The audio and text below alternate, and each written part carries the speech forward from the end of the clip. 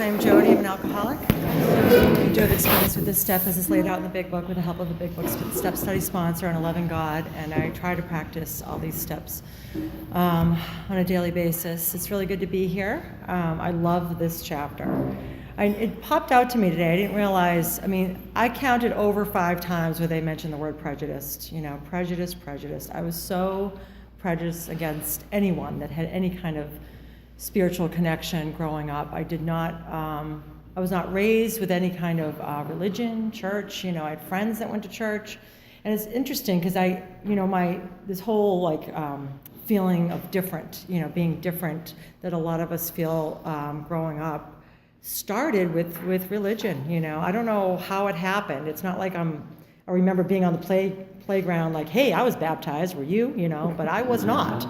And I felt very different. I grew up in a town where it was like either you were Jewish or you were Catholic, and that's about it. And I felt very separate from everyone because of that fact that I knew somehow we were different because we weren't baptized. And so I threw up that wall. I became very prejudiced when I'd hear any mention of religion at all. I remember there was maybe 1 or 2 times throughout my life before coming to AA where I had, I guess it was a spiritual experience. I didn't know it at the time.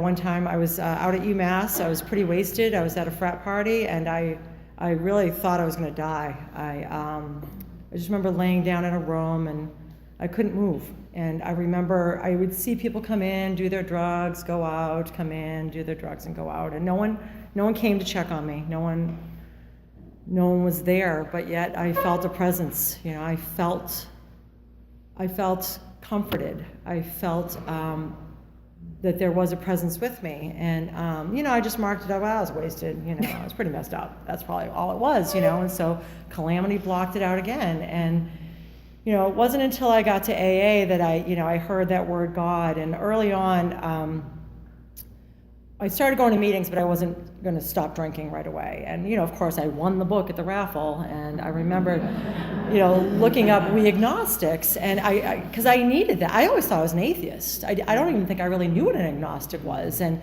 so I read it, and I couldn't really connect with it, but I'm a teacher, so I love scaffolding instruction. I loved that they had to connect reason. I teach math and science, so I loved the prosaic steel girder. I loved hearing about the electrons and the Wright brothers, and I was like, wow, yeah, I could see that connection. I needed the connections to kind of like, oh yeah, of course I believe in this, so why wouldn't I maybe believe in this other power? But honestly, I did start to believe in a power greater than myself. Early on, I sat in the rooms. I saw God everywhere around the walls. I really started to believe that, what, am I the only one in the room that knows that there is no God? But I took suggestion, that last in the spiritual experience, that honesty, open-mindedness, and willingness. I don't know what it was, but I was there. I was willing to take direction. And so, people kept saying, get on your knees, ask for, the desire for a drink to be taken away. And I would try to do that, but it was just kind of rote. I was like, I don't know who I'm talking about. They would suggest, throw your toothbrush under the bed, so you have to get on your knees and go down and get it.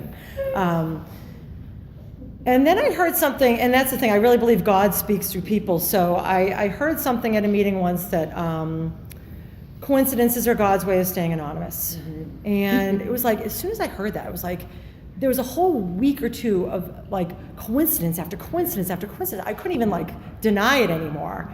And I remembered coming home and that night getting on my knees, and I felt that same presence that was 1,000 times greater than what I had felt on that bed at UMass. And I knew it. I knew it then that that was God. And I was so grateful for that experience, to finally believe, to come to believe that there was a higher power. But the problem was, I learned to ask God to take away the desire for a drink or to smoke pot. And that's all I felt like he could do. I had him in a box. God was in a box. Like, will you take care of that? I'll take care of the rest of everything. And so 2.5 years into my sobriety, I was, banging my head against the wall, like, why are these men treating me so badly? Why are they such jerks? And I had heard about the Nazi AA, and I'd heard about these meetings. And I didn't like it because I was judging. Again, prejudice and judging. I knew a couple people that had done the work, and I didn't like them very much, so I thought I don't want anything to do with that. But I had heard about, how you folks do this, sex inventory, and I realized, like, wow, maybe there might be something more to this than just these men just happen to all being jerks. And so I came to the meetings, and the message I heard was, definitely had substance, definitely had an honesty on a level that I had never heard before. And the sponsor had what I had, she still does, has this gentleness about her, this sense of peace and serenity that never seems shaken. And I was drawn to that. And so although I had read this chapter probably, a few hundred times prior to coming to Big Book Step Study, I needed to go back and I needed to read this work because I needed to really fully understand, because I didn't. Although I connected with the whole scientifical part of it, I didn't really fully understand what this chapter is about. For instance, like in the first, couple of paragraphs, they tell us that, the book is about finding God. But it's called Alcoholics Anonymous. I thought it was about how I stopped drinking, and I didn't get that. I needed these things to be pointed out by my sponsor. I needed to read them, I needed to highlight, I needed to look up other words, and then go over it, every week with my sponsor. And I was floored, because I didn't realize, like, I had been worshiping things throughout my life. I really had. I had, I worshipped, money, stuff, men, and I didn't know that I was capable of turning my life over to God.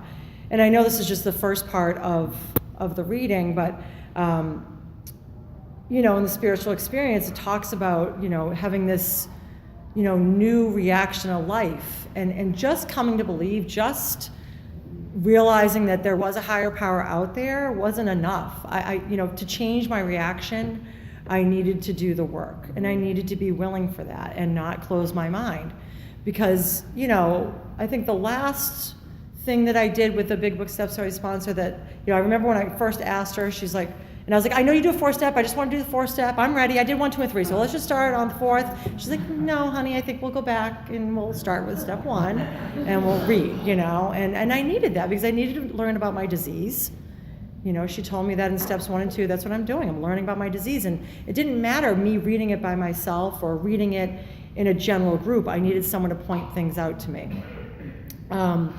So I love this chapter, and she pointed out to me on the bedevilments on page 52, and what she asked me to do when we went over that, or actually when I read it, was to cross out the word we and put I, and then add sober at the end of the statement. So for instance, I was having trouble with personal relationships, sober.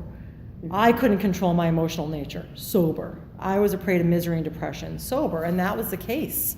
I'd been away from a drink for a couple of years. It wasn't the drinking, it wasn't that at all. That was just a symbol of my disease, and I needed to learn about that.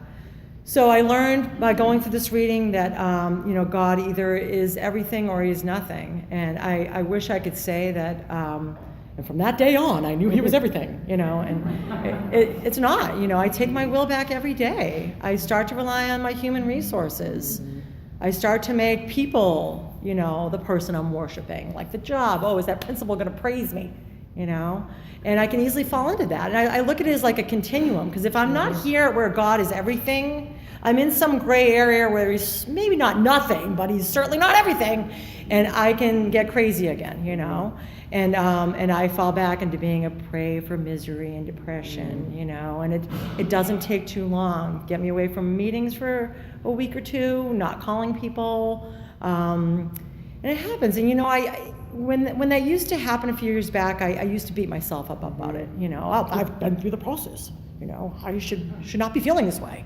But the fact is, I'm a stubborn alcoholic, and if I don't feel pain, I'm not going to go to God. That's just the fact. If I'm skipping through the roses, singing a tune every day, why do I need God? So I'm kind of glad that I get to this point every once in a while where I'm in pain and not doing so well. Like the reminder, oh yeah, God, remember him? you know. So it's really great to be here, and I'm looking forward to hearing you guys as well. I'm